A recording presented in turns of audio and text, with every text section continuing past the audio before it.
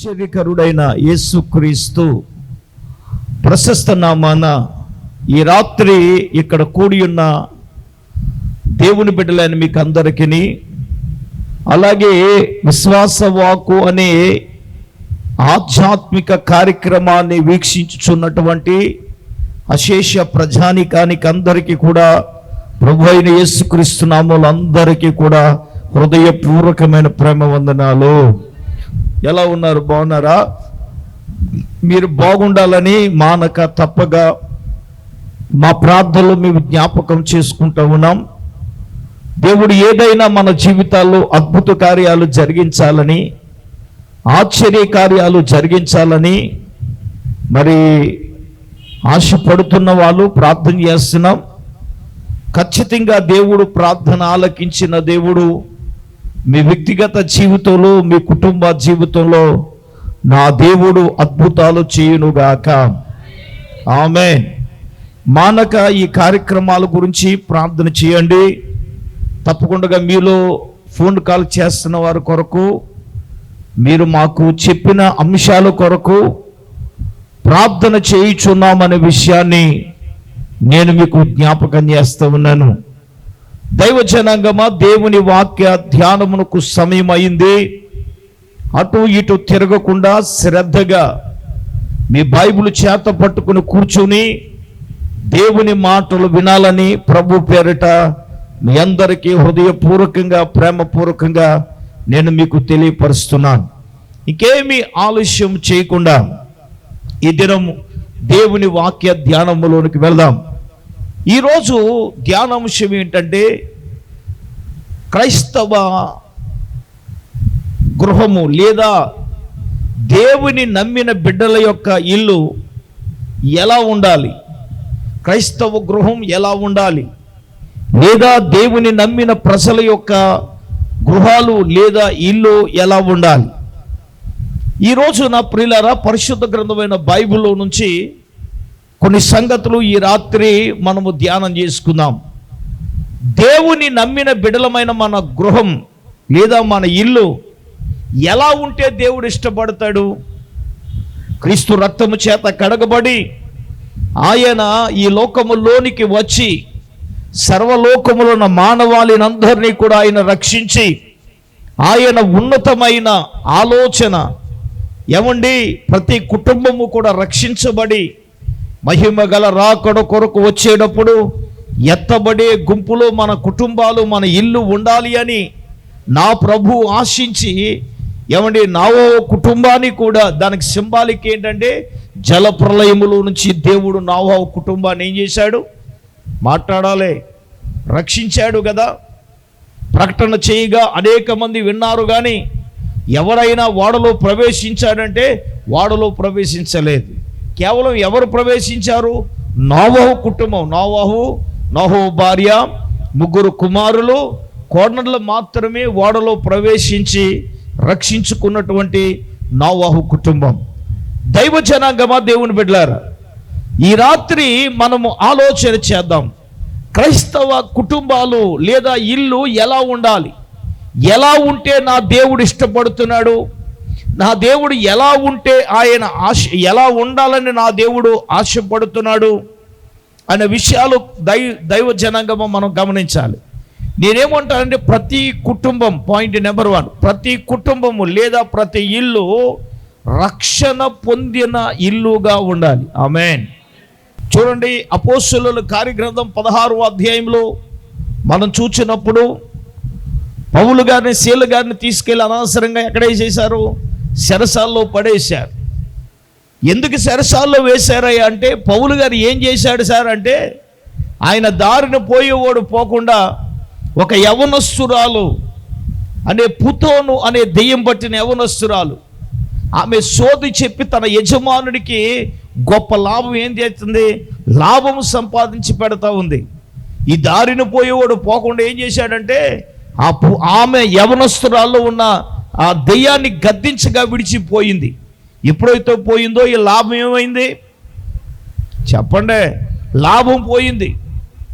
ఈరోజు భక్తి కూడా ఎలాగైపోయిందంటే లాభసాటి అయిపోయింది.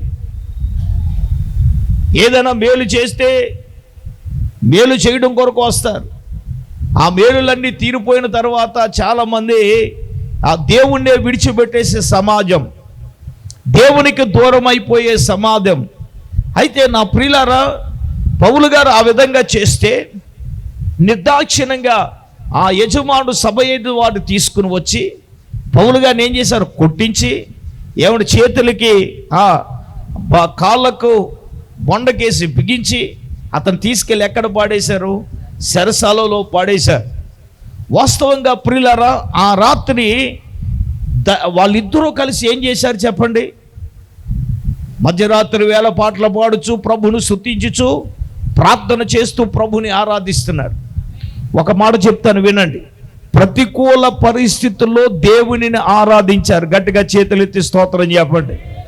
దైవ జనాంగం మనం ఒకటి నేర్చుకోవాలి. అన్ని అనుకూలంగా ఉన్నప్పుడు ప్రభును స్తుతించడం కాదు. ప్రతికూల పరిస్థితులు మన జీవితంలో ఎదురైనప్పుడు, కష్టాలు మన జీవితంలో మనకు ఎదురైనప్పుడు, శ్రమలు మన జీవితంలో మనకు ఎదురైనప్పుడు, బాధలు మన జీవితాల్లో మనకు ఎదురైనప్పుడు పౌలు శీలల వలె ప్రభుని మనం స్తుతించాలి. గట్టిగా ప్రభుకి స్తోత్రం చెప్పండి. హల్లెలూయా. దైవ జనాంగం ఆ రాత్రి వారు అలా చేస్తూ ఉండగా ఏమి జరిగింది అనంటే, పిల్లలు మనకందరికీ తెలుసు, ఒక భూకంపం వచ్చింది. చెరసాల పునాదులు కదిలి ఎవడి తలుపులు తెరవబడ్డాయి. అంత మాత్రమే కాదు, చెరసాలలో ఉన్న ఖైదీల యొక్క బంధకాలను ఏమైనాయండి? కొట్టండి గట్టిగా చప్పట్లు. అయితే ప్రియులారా, బంధకాలు తెంపబడ్డాయి కానీ దానిని చూచి ప్రియులారా ఖైదీలందరూ పారిపోయారని అసలు విషయానికి వద్దాం. ఆ చెరసాల నాయకుడు ఏం చేద్దాం అనుకున్నాడు? పాపం ఆత్మహత్య చేసుకుని పాపం చచ్చిపోదాం అనుకున్నాడు. ఎవరు? చెరసాల నాయకుడు. కారణం ఏంటి? బంధకాలని తెంపబడ్డాయి, చెరసాల తలుపులు తెరవబడ్డాయి. వీళ్ళ ఎక్కడైనా పారిపోతాడేమో. దేవుని బిడ్డలారా, దేవుని వాక్యం చదువుదాం. దయచేసి మనం చూద్దాం. అపోస్తలుల కార్యగ్రంథం 16వ అధ్యాయం దయచేసి 30-31 వచనాలు చదువుదాం. వారిని వెలుపల తీసుకుని వచ్చి, అయ్యలారా,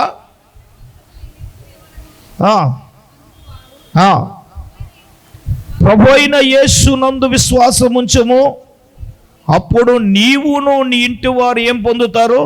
రక్షణ పొందుతారు. ఆమేన్. ప్రతి కుటుంబంలో అందరూ కూడా రక్షణ పొందే ఇంటిగా ఉండాలి. కుటుంబంలో భార్య భర్తలు రక్షణ పొందితే పిల్లలు రక్షణ పొందట్లే. రేపో మాపో ఏదో వాయిదా ఎత్తున్నారు. ఏం వదిలేద్దామనిరా వాయిదా వేసేది? ఏది ఏమైనా ఉపవాస ప్రార్థనలకు సిద్ధపడాలి. ఆమేన్. మీరందరూ మారు మనసు పొందుదురుగాక. గట్టిగా చెప్పండి ఆమేన్. లేదంటారా? కాలువ నీరు వచ్చిన వెంటనే ఒక యవ్వన బిడ్డ సిద్ధపడతా ఉంది. అప్పుడు వీరు సిద్ధపడితే ఆ బిడ్డతో పాటు మీ అందరికీ కూడా రక్షణ ఇవ్వటం జరుగుతుంది. ఓ మాట చెప్తాను, రక్షణ బలవంతంగా ఇవ్వకూడదు. హృదయములో మార్పు చెందాలి. బలవంతంగా ఇవ్వను. అయ్యో, ఒక ఆవిడికి దర్శనం వచ్చింది, అయ్యగారు మొన్న ఆదివారం కంట ఉంది, అయ్యో నాకు వెంటనే రక్షణ ఇచ్చేయాలండి. ఎందుకో దేవుడు నన్ను ప్రేరేపిస్తున్నాడు. ఆ ప్రేరణ మీలో రావాలి. బలవంతపు బాప్తీసాలు కాదు. ఇప్పుడు ప్రియులారా, ఆ రాత్రి జరిగిన ఆ ఇన్సిడెంట్లో పౌలు గారు శీల గారు ఏం సువార్త ప్రకటించారో తెలియదు కానీ చెరసాల నాయకుడు మాత్రం, అయ్యలారా, మేము రక్షణ పొందుటకు ఏమి చేయాలి ఆయన అన్నాడు. అందుకు ఆయన అన్నారు, ఏమన్నారు? ప్రభు అయిన యేసునందు మీరేముంచాలి? విశ్వాసం ఉంచితే అప్పుడు నీవును నీ ఇంటి వారుని ఏం పొందుతారు? క్రైస్తవ కుటుంబాలు కుటుంబంగా రక్షణ పొందిన కుటుంబాలుగా మన కుటుంబాలు ఉండునుగాక. అందరు బిగ్గరగా ఆమేన్ చెప్పండి. ఆమేన్. నీ ఇంట్లో వారందరూ కూడా ఏం పొందాలా? రక్షణ పొందే ఇల్లుగా మన ఇల్లు ఉండాలి. చూడండి పిల్లారా, ఎరుకో పట్టణానికి యేసుప్రభు వచ్చాడు. అక్కడ ఎవరో పొట్టి జక్కయ్య ఉన్నాడు. పొట్టి జక్కయ్య వచ్చి యేసుప్రభుని చూడాలనుకున్నాడు. పొట్టువాడైనందున యేసును చూడలేకపోయాడు. ఆ దారిని వస్తాడని తెలిసి ముందుగా ఏ చెట్టు ఎక్కాడండి? అక్కడ అనేక చెట్లు ఉండగా మేడి చెట్టు ఎక్కాడు జక్కయ్య. ఇజ్రాయిల్ దేశంలో ఎరుకో ప్రాంతానికి వెళ్ళినప్పుడు జక్కయ్య గారు ఎక్కిన మేడి చెట్టు ఎక్కి చూసే భాగ్యాన్ని మేము ఎక్కలేదు, కానీ చెట్టు చూసాం. దేవునికి స్తోత్రం. ఓ పాస్టర్ గారు ఎక్కేద్దామని చూస్తున్నాడు. హల్లెలూయా. ఎక్కేద్దాం అంటే పాపం గైడ్ లాక్కొచ్చేసేటండి. దేవునికి స్తోత్రం. ఒరే ఎక్కిది నువ్వు అక్కడ ఉంటావు, మరి యేసుబాబు మళ్ళీ రావాలి మరి నిన్ను దించడానికి, అదే కదా మరి.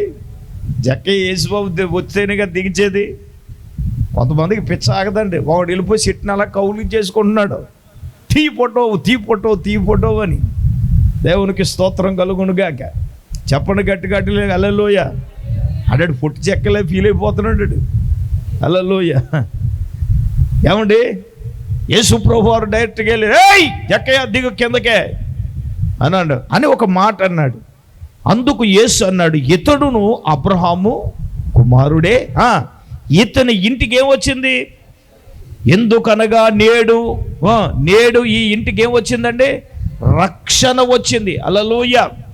యేసయ్యను నీ హృదయంలోనికి ఆహ్వానిస్తే నీ ఇంటికి కూడా ఏమొస్తుంది? రక్షణ వస్తుంది. నేను అంటాను, ముందుగా కుటుంబ రక్షణ కొరకు మనము ప్రార్థన చేయాలి. మా ఇంట్లో వాళ్ళందరూ రక్షణ కొరకు మనం ఏం చేయాలా?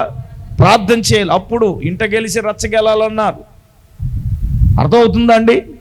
ముందు మన కుటుంబం కొరకు మనం ప్రార్థన చేద్దాం, భారంతో ప్రార్థన చేద్దాం, దేవుణ్ణి అడుగుదాం. నా దేవుడు, నా ప్రభు ఏదైనా అద్భుతాన్ని దేవుడు చేయబోతున్నాడు, ఆశ్చర్య కార్యాన్ని నా దేవుడు చేయబోతున్నాడు.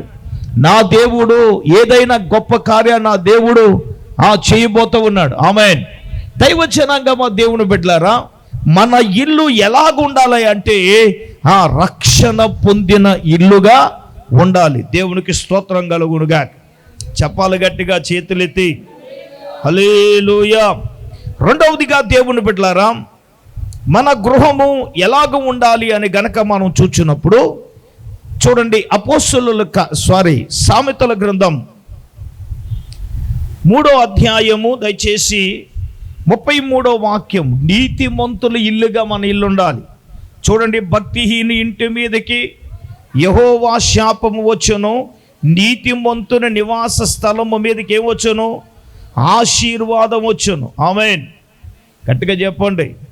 రెండవదిగా ప్రియులారా, మన ఇల్లు ఎలాగుండాలి? నీతిమంతుని ఇల్లుగా మన ఇల్లు ఉండాలి. దానిని సొలొమోను అంటున్నాడు, భక్తిహీను ఇంటి మీదకి ఏమొస్తుందండి? శాపాలు వస్తాయట. నీతిమంతుని ఇంటిలోనికి ఏమొస్తాయి? ఆశీర్వాదాలు వస్తాయి. అందుకే కీర్తనకారుడు ఏమన్నాడు? నీతిమంతుని గుడారములో రక్షణను గూర్చిన, గట్టిగా చెప్పండి, నీతిమంతుని ఇంట్లో ఏం కనబడతాయి? రక్షణ గూర్చిన సంగీత సునాదాలు వినబడతాయి. ఎవరింట్లోనండి?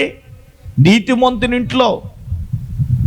మన ఇల్లు నీతిమంతుని ఇల్లుగా ఉండాలంటే రక్షణను గూర్చిన సునాదం మన ఇంట్లో ఏం చేయాలా? వినబడాలి. దేవునికి స్తోత్రం కలుగునుగాక. కీర్తనకారుడు అన్నాడు కదా, ఏమన్నాడు? నీతిమంతుల గుడారములు ఏంటంటే రక్షణ గురించిన సంగీత సునాదం. ఆమేన్. మామూలు సునాదం కాదు. 118వ కీర్తన 15వ వచనం చదవండి. నీతిమంతుల గుడారములలో రక్షణను గూర్చిన ఉత్సాహ సునాదం వినబడాలి. ఆమేన్. అమ్మ వినండి, రక్షణ గురించిన ఉత్సాహ సునాదం అంటే ఏంటి?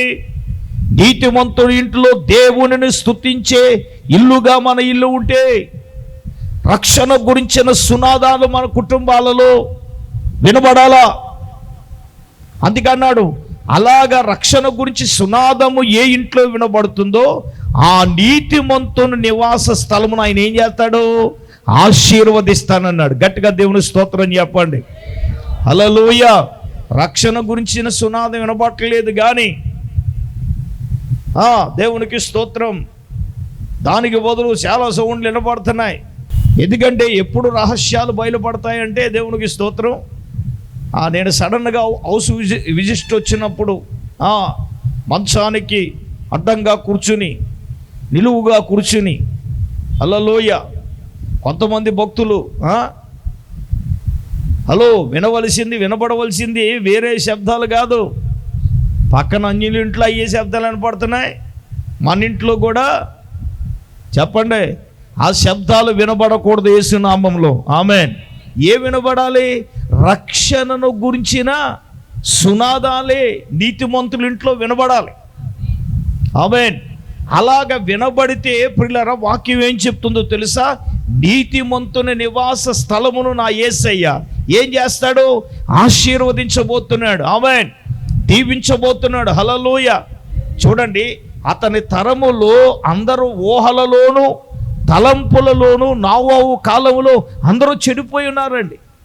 కానీ నోవహు ఎలాగున్నాడు? దేవుని దృష్టిలో నీతిపరుడుగా ఉన్నాడు. చప్పట్లు కొట్టండి గట్టిగా.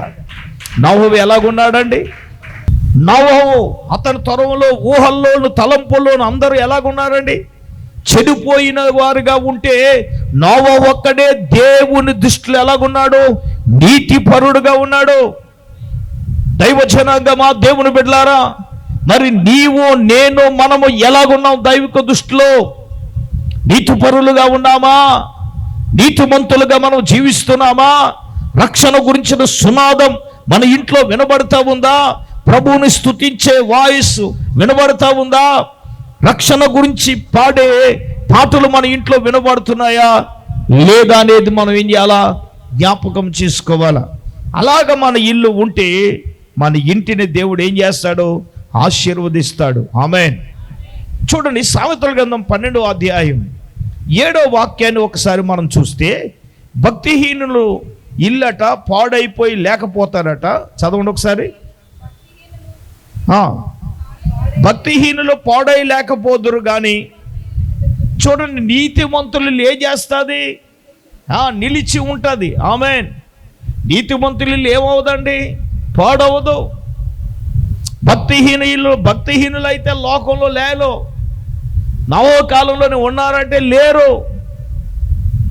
దైవజనాగమా, దేవుని బిడ్డలారా, మనం ఈ రోజున ఆలోచించవలసిన విషయం ఏమనగా, నీతిమంతుని ఇల్లు ఏం చేస్తుందంట? నిలిచి ఉంటుంది. భక్తిహీనులు ఏమోరు? వాళ్ళు లేకరు, పాడైపో వాళ్ళు లేకపోదురు. భక్తిహీనులు పాడై లేకపోదురు. కానీ నీతిమంతుడు ఇల్లు ఎలా ఉంటుందో తెలుసా? అది మన మాటలలో నీతి ఉండాలి, మన క్రియలలో నీతి ఉండాలి, మనం జీవించే జీవితంలో నీతి ఉండాలి. మన మాటలలో, మన క్రియలలో, మన ప్రవర్తనలో ఏముండాలి? నీతి ఉండాలిగా. నీతిమంతుని ఇల్లుగా మన ఇల్లు ఉండాలి. దైవజనాంగమా, దేవుని బిడ్డలారా, కొద్దిగా ఆలోచన చేయండి. నోవహు నీతిమంతుడుగా ఉన్నాడు కాబట్టి తన కుటుంబాన్ని ఏమగలిగాడు? జలప్రలయం నుంచి రక్షించుకోవడమే కాదు, ఈ రోజున ప్రియులారా మనమందరము కూడా నోవహు సంతానము నుండి వచ్చిన వారమే. 3 కొడుకులు ఉన్నారు. ఎవరాళ్ళు? షేము, హాము, యాఫేతు. చరిత్రకారులు చెప్తున్నారు మన షేము వంశానికి చెందిన వారమాట. షేము వంశానికి చెందిన వారు అని చరిత్రకారులు చెప్తున్నారు. సో ఏదైనా పిల్లరా, ఆయన తన తరములో అతడు నీతిమంతుడుగా ఉండడమే కాదు, నీతిని ప్రకటించాడు నోవహు. నీతిని ప్రకటించిన నోవహు చివరికి ఆయన ఏం చేయగలిగాడంటే తన కుటుంబాన్ని మాత్రమే రక్షించుకోగలిగాడు. దేవునికి స్తోత్రం చెప్పండి. నోవహు కుటుంబాన్ని ఏం చేయగలిగాడు? రక్షించుకోగలిగాడు. నేనంటాను, నీ కుటుంబము, నా కుటుంబం, మన కుటుంబం నీతి కలిగిన కుటుంబముగా ఉంటే మన కుటుంబాన్ని నా దేవుడు ఆశీర్వదిస్తాడు. ఇంకో మాట మనం చూద్దాం. సామెతల గ్రంథం 15వ అధ్యాయం 6వ వచనం కూడా చూసినట్లయితే, నీతిమంతుని ఇల్లు గొప్ప ధననిధి, భక్తిహీనులకు కలుగు వచ్చుబడి శ్రమలకే కారణం. ఆమేన్. నీతిమంతుని ఇల్లులో ఏముంటుందట? గొప్ప ధననిధి ఉంటుంది. మనోళ్ళకు గొప్ప ధననిధి కావాలి కానీ వాళ్ళు నీతిగా ఉండరు, నీతిగా జీవించరు, నీతిగా ఏ పని చేయరు. నిజంగా నేను చెప్తాను, నా దేవుడు ఏం చూస్తాడో తెలుసా? నీలోను, నాలోను, మనలోను ఏం చేస్తాడు? నీతిగా చూస్తాడు. ఆమేన్. ఇప్పుడు మనం నీతిగా ఉంటేనే, నువ్వు నీతిగా లేకపోతే నీతిమంతులు గొప్ప ధననిధి అన్నాడు. మరి గొప్ప ధననిధి అంటే మనం నీతిమంతులుగా లేకుండా ధననిధి ఎలా కలుగుతుంది? ధననిధిని మాత్రం దేవుడు ఇచ్చేయాలి, కానీ ఇలా నీతిగా బ్రతకరు. క్రియలలో నీతి ఉండదు, మాటల్లో నీతి ఉండదు, చేసే పనిలో నీతి ఉండదు. నా దేవుడు ఏం చూస్తాడు చెప్పండి? నీ క్రియలలో నీతి ఉందా లేదా అనేది చూస్తాడు. నీ మాటల్లో నీతి ఉందా లేదా అనేది చూస్తాడు. నువ్వు చేసే పనిలో నీతి ఉందా లేదా అనేది నా దేవుడు చూస్తాడు. ఆమేన్. అది చూచిన దేవుడు నోవహు ఎలాగైతే దేవుని దృష్టిలో నీతిపరుడుగా ఉన్నాడో, అక్కడ గొప్ప ధననిధితో దేవుడు నింపుతాడు. ఆమేన్. అదే భక్తిహీనులకు కలుగు వచ్చుబడి చెప్పండి, శ్రమలకే కారణం కదా. ఎలా వస్తాయో అలాగే వెళ్ళిపోతాయి. అన్ని శ్రమలు, అన్ని కష్టాలు, అన్ని ఇబ్బందులు, అన్ని ఇవే. ఆమేన్. రైట్. దేవుని బిడ్డలారా గమనించండి. తర్వాత మూడవదిగా మనం చూసినప్పుడు మన ఇల్లు ఎలాగ ఉండాలంటే యథార్థవంతులు ఇల్లుగా ఉండాలి. సామెతల గ్రంథం 14వ అధ్యాయం 11వ వచనాన్ని మనం చదువుదాం. చూడండి, భక్తిహీను ఇల్లు ఏమవునట? నిర్మూలమగును. యథార్థవంతుల యొక్క గుడారము లేదా యథార్థవంతుని యొక్క ఇల్లు ఏమవుతుంది? వర్ధిల్లును. ఆమేన్. మన ఇల్లు ఎలాగుండాలి? యథార్థంగా ఉండాలి, యథార్థమైన ఇల్లుగా ఉండాలి. ఏది యథార్థత? సహవాసం పట్ల మనం యథార్థంగా ఉన్నామా? సహవాసములో యథార్థంగా ఉండాలి. నీకు అప్పగించబడిన పనులు ఎలాగ ఉండాలి? యథార్థంగా ఉండాలి. యథార్థంగా లేకపోతే దేవుడు ఏం చూస్తాడు చెప్పండి? నువ్వు యథార్థంగా ఉన్నావా లేదా? పరిచర్యలో యథార్థంగా ఉన్నావా లేదా? నీకు ఇచ్చిన వ్యాపారంలో యథార్థంగా ఉన్నావా లేవా? చూడండి, దావీదును గురించి ఒక మాట చెప్పాడు. ఎప్పుడు మనం తరచుగా చదువుకుంటాం. మొదటి రాజుల గ్రంథం 15వ అధ్యాయం 4వ వచనంలో ఏమంటున్నాడు? దావీదు గారు ఇత్తీయుడైన ఉరియా విషయంలో తప్ప అతడు, చదవండి ఒకసారి 15:4. చూడండి, దావీదు గారు ఇత్తీయుడైన ఉరియా విషయంలో తప్ప తన జీవిత దినములన్నిట, చూడండి, తన జీవిత దినములన్నిట ఎలాగున్నాడట? యెహోవా దృష్టికి ఎలాగున్నాడు? యథార్థముగా నడుచుకున్నాడు. గట్టిగా దేవుని స్తోత్రం చెప్పండి.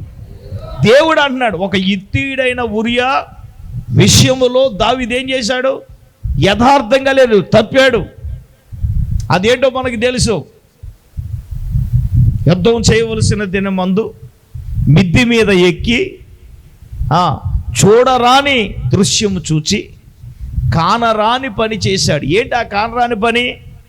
ఉరియా గారిని, ఒరే బాబు, యుద్ధంలో నువ్వేం పెట్టాలి ముందు పెట్టమని ఏం రాయించాడంటే ఒక తాకీదు రాయించి ఆడు సావు ఉత్తరం ఆడి చేతిలోని పెట్టి పంపించాడు. దేవునికి స్తోత్రం. ఈడి ఎంత యథార్థవంతుడు చెప్పనా? ఆ ఉత్తరంలో ఏముందో చదువుతాడు కదా. మా చిన్నప్పుడు ఇంగ్లాండ్ లెటర్లు ఉండే, ఎంతమందికి తెలిసి చేతులు ఎత్తండి. ఇప్పుడు ఈ పిల్లల లాంటి వాళ్ళకంటే తెలీదు. నీకు తెలియదు ఇంగ్లాండ్ లెటరు? అయ్యబాబోయ్, దేవునికి స్తోత్రం. పోస్ట్ కార్డు, ఇంగ్లాండ్ కవర్ అంటే ఎలాగ ఉండేది, రాసేసి దాన్ని ఏం చేయాలి? గొంపెట్టి అంటించాలి. మా తాతగారు ఇంగ్లాండ్ కవర్ రాశారు ఎవరికో.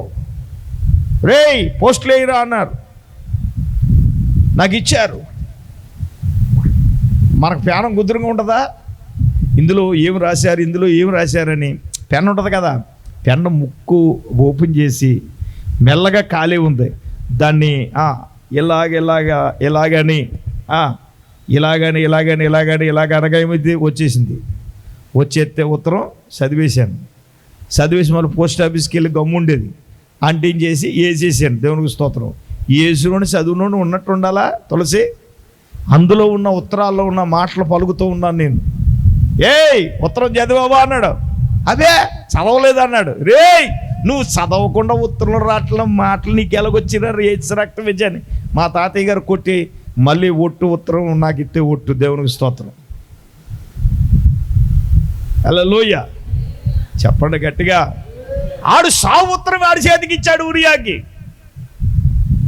చదవలేదు పాపం. చదువు ఉంటే అని అందులో ఏముంది, ఈయన యుద్ధంలో ముందు పెట్టమన్నా కదా ఏమన్నా. కానీ పాపం ఇతడు యథార్థంగా పట్టుకెళ్ళి ఇచ్చాడు.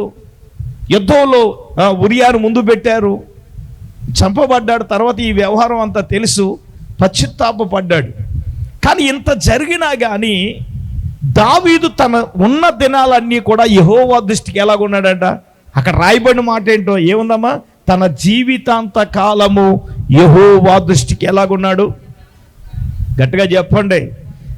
యథార్థంగా నడిచాడండి. ఆ ఒక్క విషయంలో తప్పు. ఒకవేళ నీ జీవితంలో ఒక విషయంలో నువ్వు తప్పావు, తప్పు చేశావు, దేవుని దగ్గర నువ్వు పశ్చాత్తాపపడితే దావీదులాగా. దావీదు పశ్చాత్తాపపడ్డాడు, నువ్వు పశ్చాత్తాపపడాలి కదా. పశ్చాత్తాపపడి దేవుని దగ్గర పాపం ఒప్పుకొని నువ్వు ఏమి తప్పిదం చేసావో దాని దేవుడి దగ్గర ఒప్పుకుంటే నా దేవుడు ఏం చేస్తాడో తెలుసా, దావీదుని యొక్క పాపమును పరిహరించి క్షమించిన దేవుడు నీ దోషాన్ని నీ పాపాన్ని ఏం చేస్తాడు, క్షమిస్తాడు. క్షమించడా? దావీదుని క్షమించిన దేవుడు నిన్ను క్షమించడా? క్షమిస్తాడు.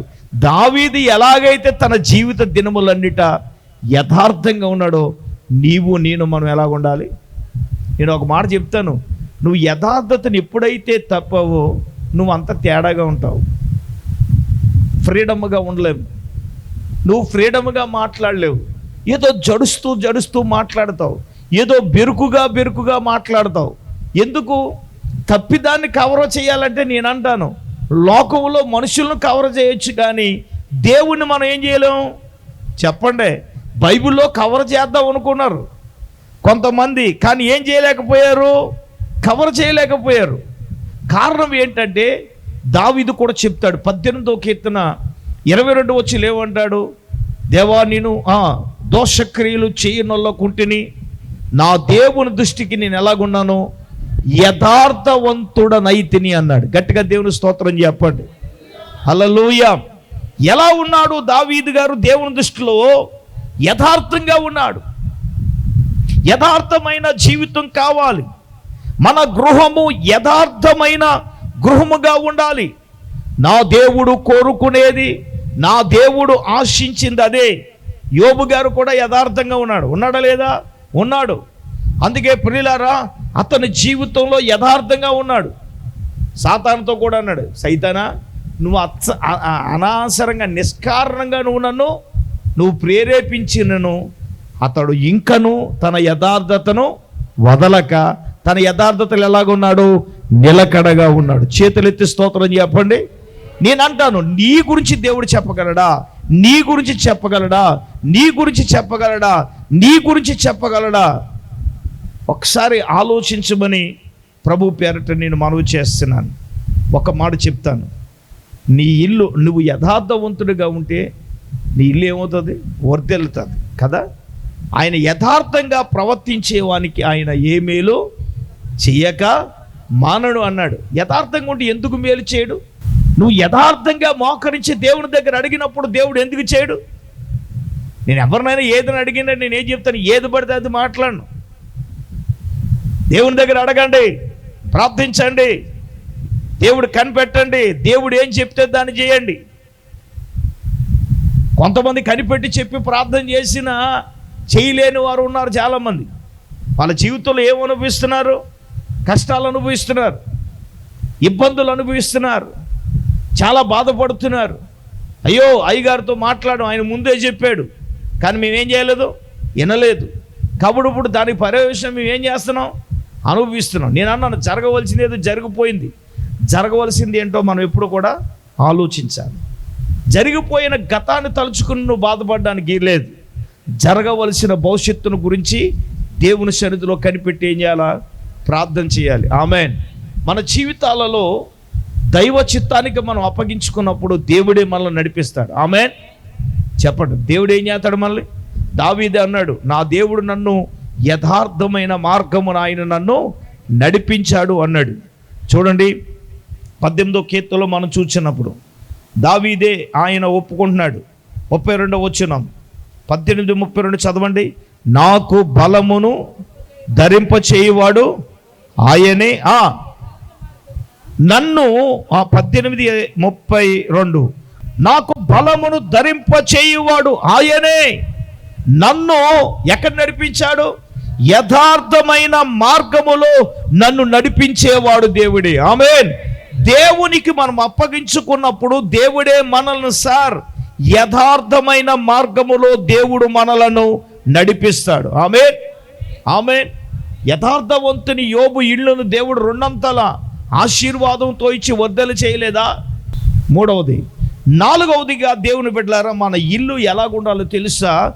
యోగ్యమైన ఇల్లుగా ఉండాలి. 4వదిగా మత్తయి సువార్త 10వ అధ్యాయం యేసు ప్రభులు వారు అన్నారు, 10వ అధ్యాయం 13వ వచనం, ఆ ఇల్లు యోగ్యమైనదైతే మీరు మీ సమాధానము దాని మీదకి వచ్చును. అది అయోగ్యమైనదైతే మీ సమాధానము మీకు తిరిగి వస్తుంది.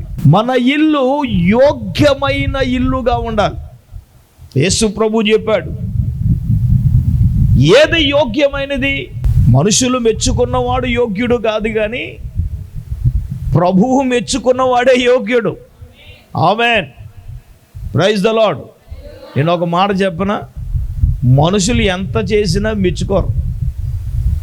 వాళ్ళు మెచ్చుకున్నారా తీసుకెళ్ళి మనం ఎక్కడాడేస్తారు.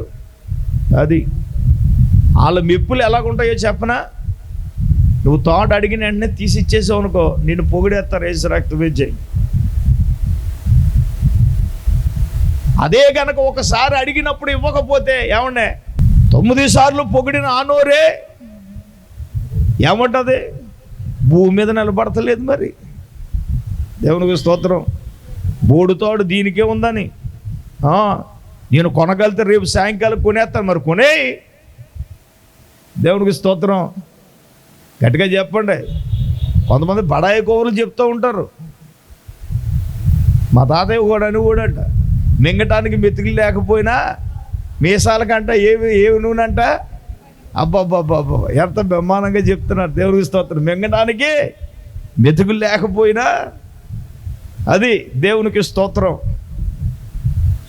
మనుషుల యొక్క పొగడతలు, మనుషుల యొక్క వ్యవహారాలు ఎలాగుంటాయంటే మనం ఇచ్చే దాని మీదో మనం పెట్టే దాని మీదో ఉంటాయి. హలో, చూడండి, అపోస్తలుడైన పౌలు గారు చెప్పిన మాట ఏంటో తెలుసా? మనుషులను మెచ్చుకునేవాడు యోగ్యుడు కాదు. ఎవరు మెచ్చుకోవాలి?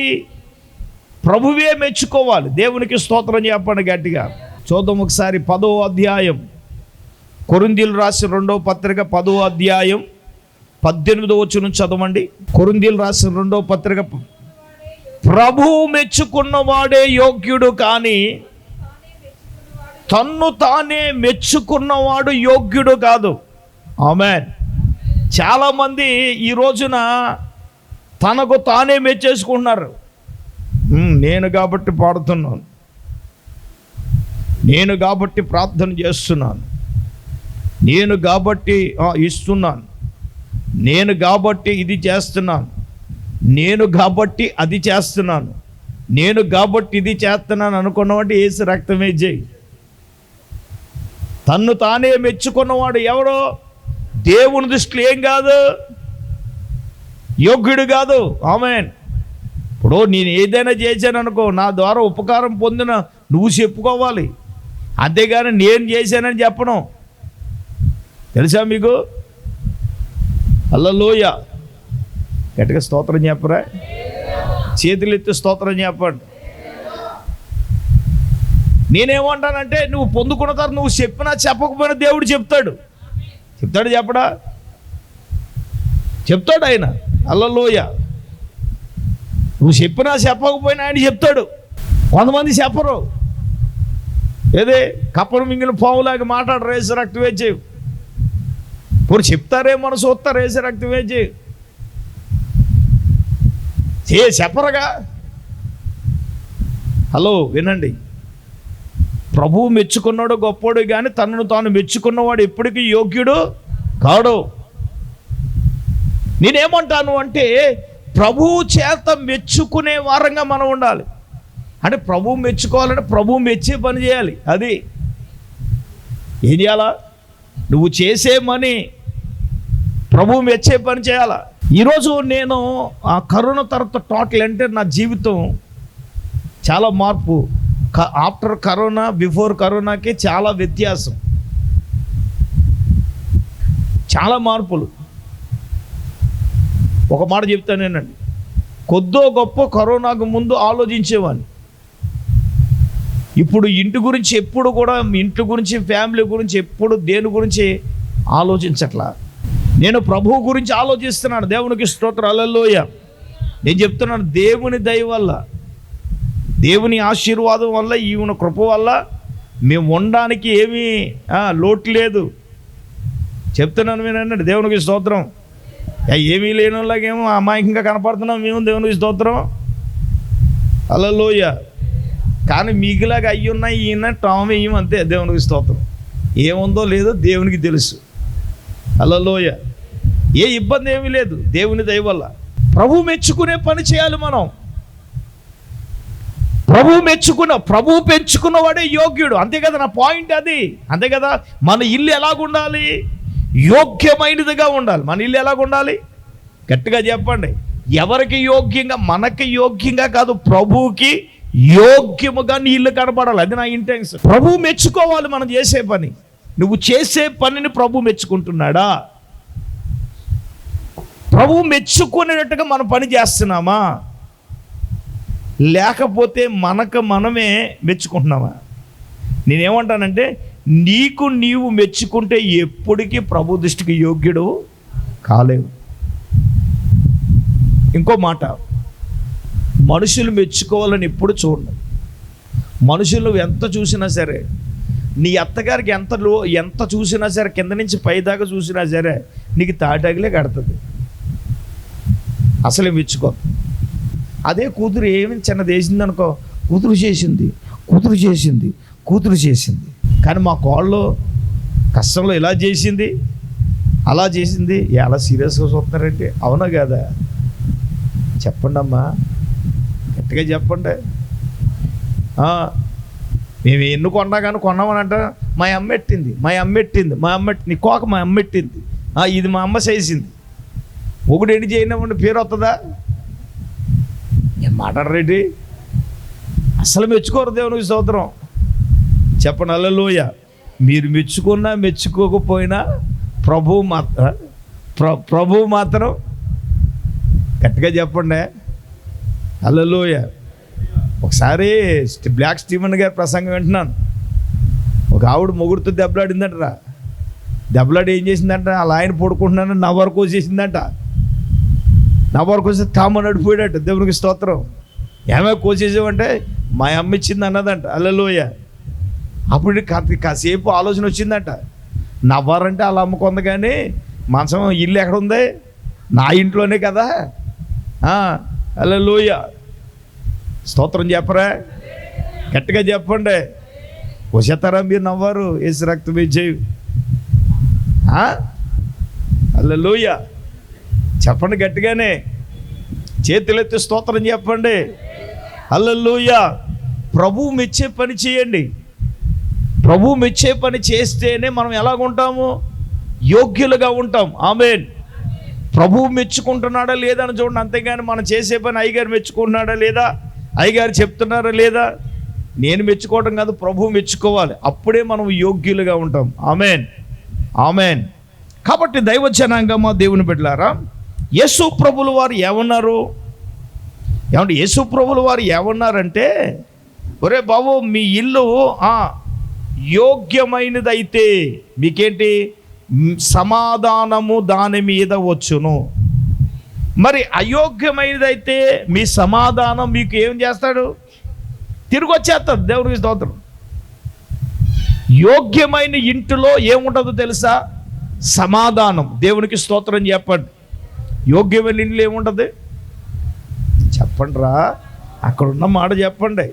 యోగ్యమైన ఇల్లులో సమాధానం ఉంటుంది. అయోగ్యమైతే మీ సమాధానం మీకు ఏమవుతుంది తిరిగి? అంటే కుటుంబాలలో సమాధానం ఉందంటే సమాధానం లేదు, కష్టాలే ఇబ్బందులే ఉన్నాయి.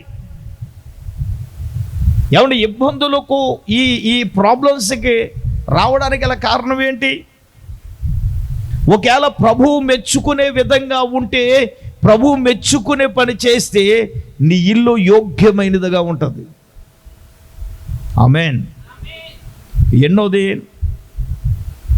4వది. 5వది, నా ప్రియమైన దేవుని బిడ్డలారా, నీ ఇల్లు ఎలాగుండాలి అంటే దేవునిని సేవించడానికి తీర్మానము చేసుకున్నటువంటి ఇల్లులా ఉండాలి. బైబిల్ గ్రంథములో యెహోషువ గ్రంథములో మనం చూసినప్పుడు తీయని అందరూ యెహోషువ గ్రంథం 24వ అధ్యాయం 15వ వచనం మనం చూసినట్లయితే చూడండి, యెహోవాను సేవించుకు మీ దృష్టికి కీడని తోచిన ఎడల మీరు ఎవరిని సేవించదరో, నది అద్దరిని మీ పితరులను సేవించిన దేవతలను అనుసరించెదరో, అమోరీల దేశం మీరు నివసించుచున్నారు, వారి దేవతలను సేవించదరో నేడే మీరు కోరుకోండి. మీరు ఎవరిని సేవింపను కోరుకొనినను, గట్టిగా చెప్పండి, నేనును, గట్టిగా చెప్పండి, నేనును నా ఇంటి వారును ఏం చేస్తాం? యెహోవానే సేవిస్తాం. ఆమేన్. దేవునిని సేవించుకోవడానికి తీర్మానము చేసుకున్నటువంటి ఇల్లులాగా మన ఇల్లు ఉండాలి. వినండి, లోకములో ఉన్నవారు మీరు ఎవరిని సేవిస్తారో మాకు అనవసరం, మేము ఎవరిని సేవిస్తాం? గట్టిగా చెప్పండి. షడ్రకు మేషకు అబేద్నెగోలు ఏమన్నారండి? బంగారు ప్రతిమను నమస్కరించి సేవించమంటే, రాజా నీకు ప్రత్యుత్తరం ఇవ్వాలని చింత మాకు లేదు, మేము సేవించే మా దేవుడు. బైబిల్ ఏమరా ఉందో తెలుసా? మేము సేవించే మా దేవుడు, మేము అనుదినము, అక్కడేముంది? అనుదినము మేము సేవించే మా దేవుడు మమ్ములను తప్పించి రక్షించుడుగా ఎవరు? సమర్థుడు. ఆమేన్, ఆమేన్. మా దేవుడు ఎవరండి?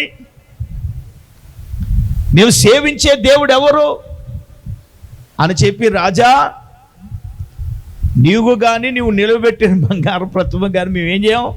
నమస్కరించం, సేవించం. నీ దిక్కున్నగా చెప్పుకోమన్నారు రాజుని. రాజుగారికి ఏమొచ్చిందండి? కోపం వచ్చేసింది. రేయ్, అగ్ని ఒకంత కంటే 7 అంతలు చేయమన్నారు. ఎలేం చెక్కి చెదరలేదు. కారణం వీడు చెప్పనని నేను అంటాను, దేవునిని సేవించుకోవడానికి రాజు ఆజ్ఞనేలు ఏం చేశారు? వ్యర్థం చేశారు. ఎవరు? షడ్రకు మేషకు అబేద్నెగోలు. నువ్వు దేవునిని సేవించుచున్నావు అని చెప్పడానికి ఏంటి? అమ్మగారు నేను పోయిన వారంలో ఒక వెచ్చూరు కార్యక్రమానికి వెళ్ళాం.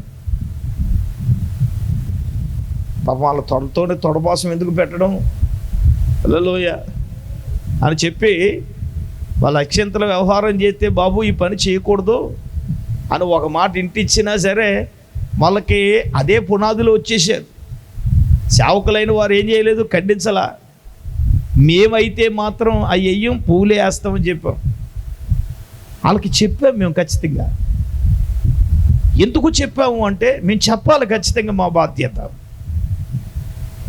అవును, ఒక తీర్మానం చేసుకున్నప్పుడు ఎదురువారికి మనం చెప్పట్లో, మేము ప్రభువు నమ్ముకున్నామని చెప్పట్లో మనం ఏం చేయకూడదు?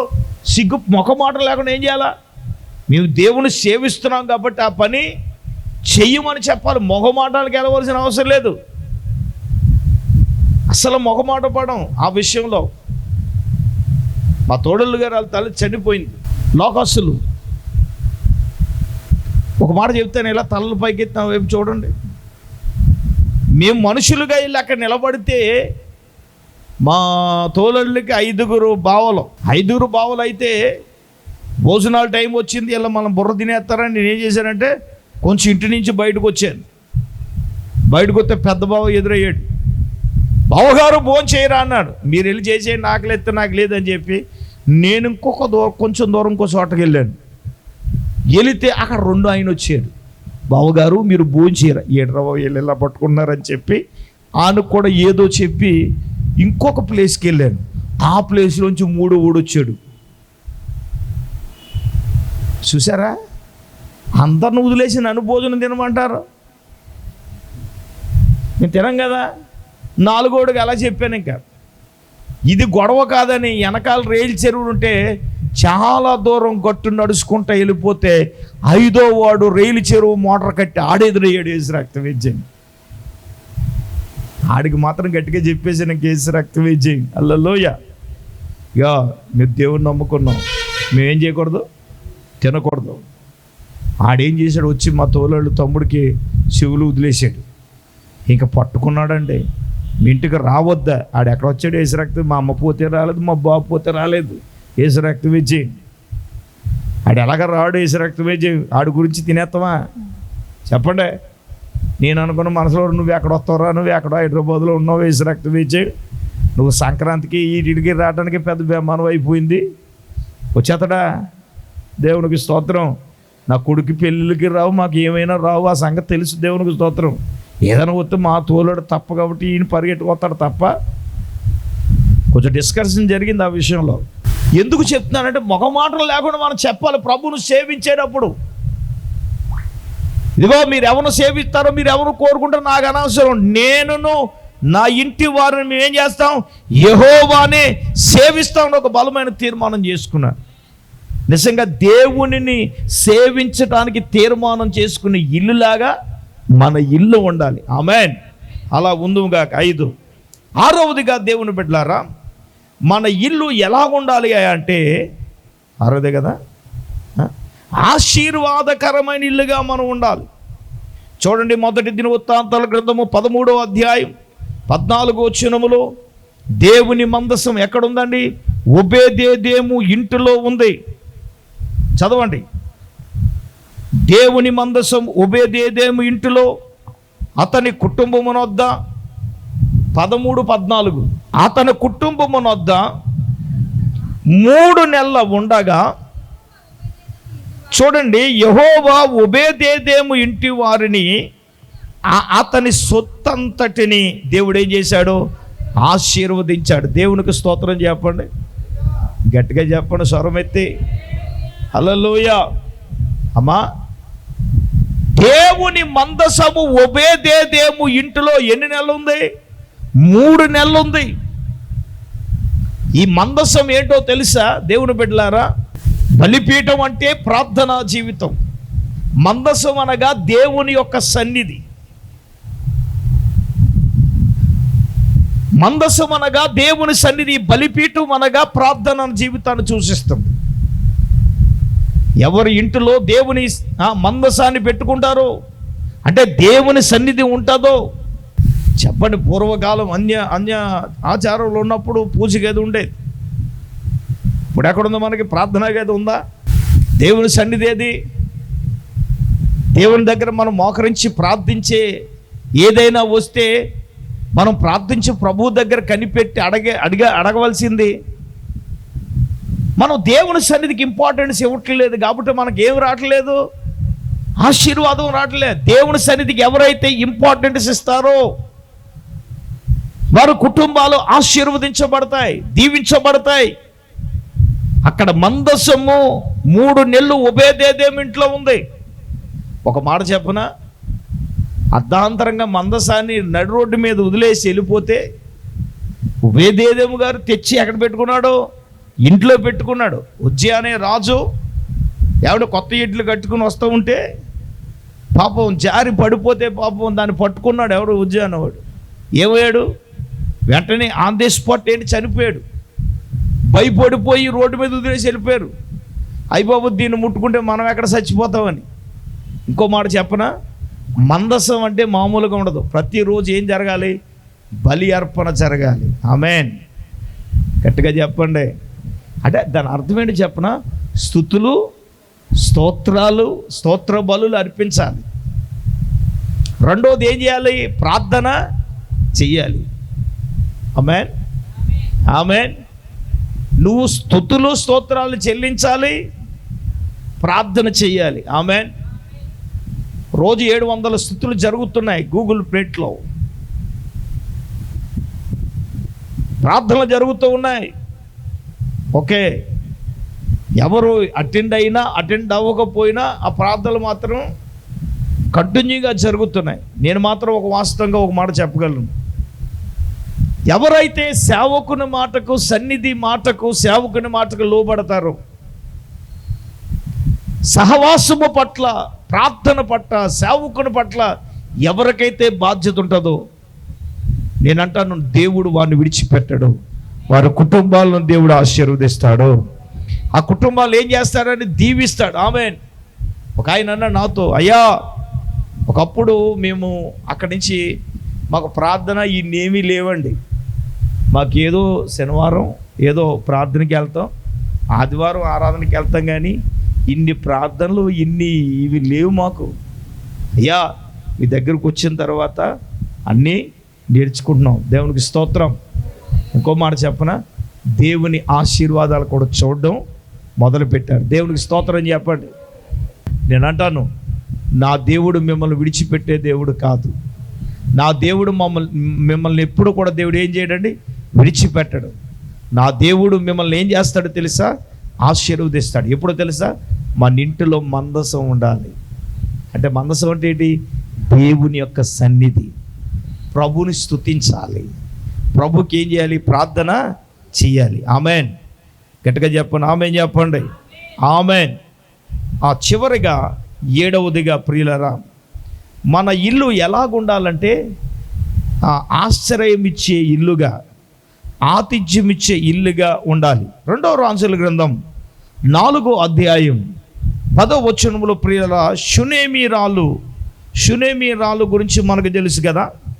ఒకసారి మనం చదువుదాం, 9, 10 వచనాలు చదువుదాం. కాగా నేనేమంటానంటే, దైవజనుడికి ఆశ్రయం ఇచ్చే ఇల్లుగా, లేదా ఆతిథ్యం ఇచ్చే ఇల్లుగా, లేదా ఆదరించే ఇల్లుగా మన ఇల్లు ఉండాలి. ఆమెన్ చెప్పండి, ఆమెన్ చెప్పండి, గట్టిగా చెప్పండి, ఆమెన్.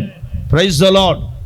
నిజమే, దైవజనుడైన ఎలీషా ఈ షునేమి రాళ్ళ ఇంటికి వస్తూ ఉన్నాడు. చూడండి, ఆమె పినిమిడి చూచిన ఆమె అంటుంది, మన యొద్దకు వచ్చుచూ పోవచ్చున్న దైవజనుడు ఎవరండి, భక్తి గల దైవజనుడని నేను ఎరుగుదును అని చెప్పి, అయ్యా మన ఇంట్లో అతని గోడ మీద ఒక గది కట్టిద్దాం, అందులో ఆయన ఉంటాడు, మంచం, బల్ల, దీపవృక్షం ఉంచింది. దేవునికి స్తోత్రం చెప్పండి. దైవజనుడికి ఆశ్రయం ఇచ్చింది, బస అంటే భోజనం, అంటే దైవజనుడికి ఏమి ఇచ్చింది, ఆతిథ్యం ఇచ్చింది. నేను అడుగుతున్నాను, ఈ న్యూ ఇయర్ వచ్చి అప్పుడు ఎన్ని నెలలు అయిపోయింది? దైవజనుడు మీ ఇంటికన్నా ఆతిథ్యం చేశాడా? ఆశ్రయం ఇచ్చే కుటుంబం, ఆదరించే కుటుంబం, ఆతిథ్యం ఇచ్చే కుటుంబం, మన ఇల్లు అలాగ ఉండాలి.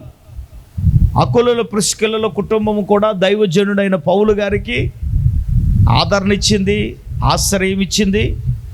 వారు దైవజనులతో కలిసి పనిచేశారు, కలిసి ప్రయాణం చేశారు, కలిసి సేవ చేశారు. హలో, షునేమి రాళ్ళ కుటుంబం వల్లే మన కుటుంబం ఎలాగ ఉండాలో తెలుసా? ఆశ్రయం ఇచ్చే కుటుంబంగా ఉండాలి. దైవజనుడికే కాదు, కష్టాలలో ఉన్న వారికి కూడా ఏం చేయాలి, మనం ఆశ్రయం ఇవ్వాలి.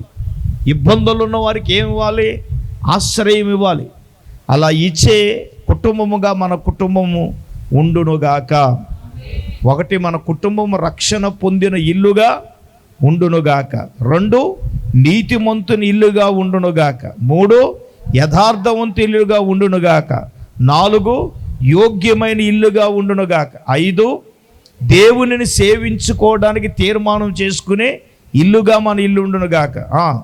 6, దేవునికి ఆశీర్వాదకరమైన, దేవుని సన్నిధికి ప్రాముఖ్యత ఇచ్చి ఆశీర్వాదకరమైన ఇల్లుగా మన ఇల్లు ఉండునుగాక. చివరిది 7వది, మనం ఆశ్రయం ఇచ్చి, ఆతిథ్యం ఇచ్చి, దైవజనుని ఆదరించి ఇల్లుగా మన ఇల్లు ఉండునుగాక. ఆ విధంగా దేవుడు మన ఇల్లు చేయనుగాక. అందరూ మోకరించండి, కళ్ళు మూసుకునండి, అందరము ప్రార్థన చేద్దాం. స్తోత్రం స్తోత్రం స్తోత్రం స్తోత్రం స్తోత్రం స్తోత్రం స్తోత్రం స్తోత్రం స్తోత్రం. పరిశుద్ధుడు అయిన తండ్రి, మహోన్నతుడా నీకు వందనాలు, స్తోత్రాలు ప్రభువా. అత్యున్నత సింహాసనంపై ఆసీనుడు అయిన మా దేవా, ఘనమైన శ్రేష్టమైన ఉన్నతమైన నీ నామమునకు స్తుతులు స్తోత్రాలు చెల్లిస్తున్నాం తండ్రి. ఈ రాత్రి ప్రభువా నీకు వందనాలు తండ్రి. నీ దాసుని అభిషేకించి ప్రభువా అయ్యా నాయన క్రైస్తవ గృహాలు ఎలా ఉండాలో ప్రభువా, మరి నాయన 7 గృహాల గురించి ప్రభువా ఈ రాత్రి అయ్యా మీరు మాతో మాట్లాడారు తండ్రి. నీకు వందనాలు ప్రభువా. యేసయ్యా నీకు స్తోత్రాలు తండ్రి. అయ్యా అటువంటి గృహాలుగా మా గృహాలు ఉండాలి ప్రభువా. నీకు స్తోత్రాలు అయ్యా. రక్షణ పొందిన గృహముగా అయ్యా నాయనా నా తండ్రి, నీతిమంతుని యొక్క ఇల్లుగా అయ్యా, యోగ్యమైన ఇల్లుగా ప్రభువా అయ్యా నాయనా నీకు స్తోత్రాలు తండ్రి. యథార్థవంతుల అయ్యా గుడారముగా ప్రభువా అయ్యా నా తండ్రి మా గుడారాలు ఉండాలి ప్రభువా. నీకు స్తోత్రాలు తండ్రి. అయ్యా నీకు స్తోత్రాలు నాయనా. ఆతిథ్యం ఇచ్చే గృహముగా ఉండాలి ప్రభువా. నీకు స్తోత్రాలు తండ్రి. అయ్యా నీ యొక్క మందసము ప్రభువా, నీ యొక్క సన్నిధి నాయనా మా గృహాలలో ఉండాలి తండ్రి. నీకు వందనాలు ప్రభువా. అలాగే నాయనా నా తండ్రి మీకు యోగ్యమైన వారుగా ప్రభువా మేము ఉండాలి నాయనా. నీకు స్తోత్రాలు తండ్రి. అయ్యా నా ప్రభువా నీకు స్తోత్రాలు. అయ్యా ప్రభు మెచ్చుకున్నవాడే యోగ్యుడు కానీ తన్ను తాను మెచ్చుకున్నవాడు యోగ్యుడు కాడని ప్రభువా అయ్యా మీరు మాతో మాట్లాడారు తండ్రి. నీకు స్తోత్రాలు నాయనా. అయ్యా నా తండ్రి నీకు స్తోత్రాలు ప్రభువా. అయ్యా మా కుటుంబాలు మా గృహాలు ప్రభువా, మా ఇల్లు నాయన, ఇంటి వారందరూ కూడా రక్షించబడే కృప దయచే నాయనా. అయ్యా నాయనా నీకు స్తోత్రాలు. అయ్యా నిన్ను సేవించే గృహముగా నాయన మా గృహాలు ఉండాలి ప్రభువా. అయ్యా నాయనా నా తండ్రి నా ప్రభువా నీకు స్తోత్రాలు. బిడ్డలతో సహా ప్రభా కుటుంబాలుగా ప్రభా నిన్ను సేవించాలి తండ్రి. నీకు వందనాలు ప్రభా. అయ్యా నాయనా నా తండ్రి నీకు స్తోత్రాలు. ఒబేదేదేము గృహములో నాయన నీ యొక్క మందసాన్ని ఉండటాన్ని బట్టి ప్రభా 3 నెలలు ప్రభా నాయన నీ యొక్క మందసాన్ని తన గృహములో దాచిపెట్టాడు ప్రభా. అయ్యా నాయన అందును బట్టి ఒబేదేదేము కుటుంబాన్ని ఆశీర్వదించావు నాయన. అయ్యా నీ యొక్క నా ప్రభా ఏ గృహంలో మందసం ఉంటుందో, ఏ గృహంలో నీ యొక్క సన్నిధి ఉంటుందో ప్రభా నాయనా నా తండ్రి ఆ కుటుంబాలు ఆశీర్వదించబడతాయని ప్రభా. అలాగే నాయన సేవకులకు ఆతిథ్యం ఇచ్చే గృహముగా అయ్యా నాయనా నా తండ్రి నీకు స్తోత్రాలు.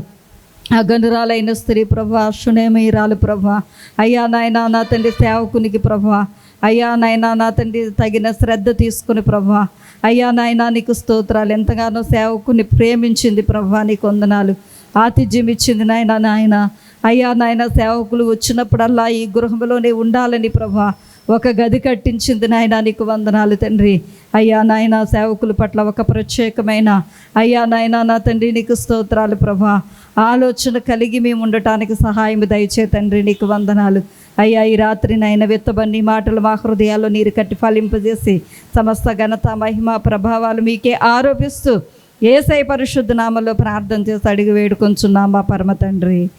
ఆమేన్. ఇప్పుడు మన పరమ తండ్రి అయిన దేవుని ప్రేమ, మన ప్రభువును రక్షకుడైన యేసుక్రీస్తు ప్రభుల వారి యొక్క దివ్యమైన కృప, పరిశుద్ధాత్మ దేవుని యొక్క అన్యోన్య సహవాసము ప్రభు బిడ్లారా ఇక్కడ కూడినలకు వాక్యమును బిడ్డలకు ఇప్పుడు ఎల్లప్పుడూను ప్రపంచపరతలప్పుడు సదాకాలము తోడైండును గాక.